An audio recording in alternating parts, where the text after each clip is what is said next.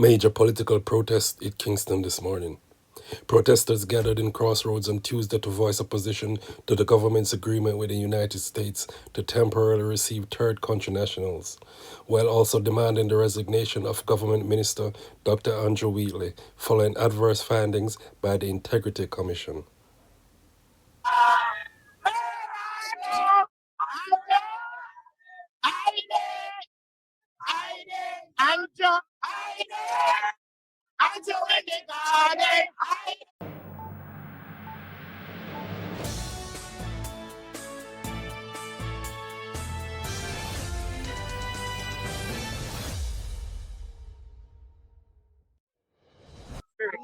More nanny from East Portland. Yes. We come with the spirit because I want Jamaica we want. We have to get Mr. Andrew Owens to resign, Mr. Andrew Owens to come down. Yes. You know see it. We want back with Jamaica. We want back with Jamaica, the things that we used to know. You get what me I say now, the country mash up. Country mash up. I mean, never see so yet, about 1964, and I first never see this in all my life. Sir. Institutions, well, the anthem, you know, justice should be ours forever, Jamaica land, you know. And right now, this government is not showing you justice and is not showing you truth. They are the most corrupt government ever, and we need to get them out of office. Need to get them out of office. The most corrupt, extremely corrupt. And it's not there. There is an exception too, like one of them corrupt. All of them corrupt.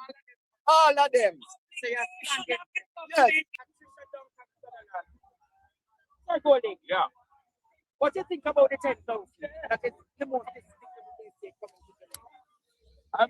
like most Jamaicans, I'm appalled that the government has embarked on this surreptitious MOU, which we're only aware of because it was leaked to a newspaper, in the context where the legality of this arrangement is being questioned in the US before their courts and is unsettled.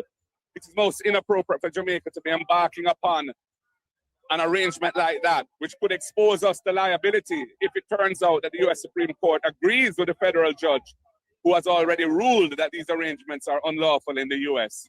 Not to mention the fact that there's no discernible benefit to Jamaica from this.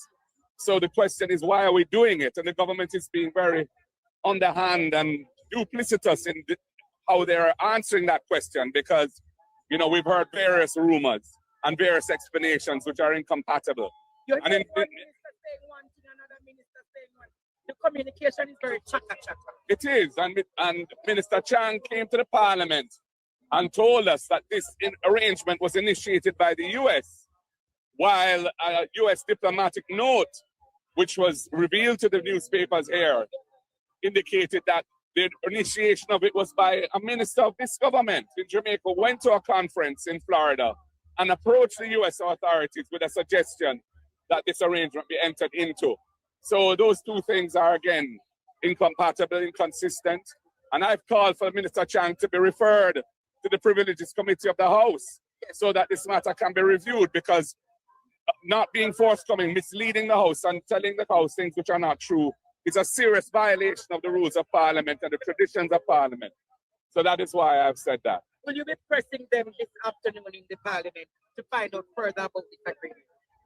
We'll see what happens in Parliament. Parliament is unpredictable because we have a speaker who manages the House in a way that doesn't allow the opposition any latitude to defend the interests of the people. And so we will do whatever we can, and we'll see what happens today. I don't want to make any commitments to you at this time as to what will happen in Parliament today. We're here today to support the civil society effort, which I must commend them for having the gumption and courage to stand up and organize this protest. And it's their interests here, their concerns on the third country national, the deportees of non-Jamaican citizens to Jamaica, that our interests and concerns are aligned on that matter. We're also aligned on the matter of Andrew Wheatley's continued presence in the cabinet, which we believe is an aberration. He has been the subject of a report from the anti-corruption agency of the country, the Integrity Commission, to Parliament, saying that he's to be referred for prosecution for serious corruption offenses. In those circumstances, the norms, the established response of the Prime Minister should be to to have him removed from the cabinet if he won't take away himself. There is And an argument. a week and a half later, 9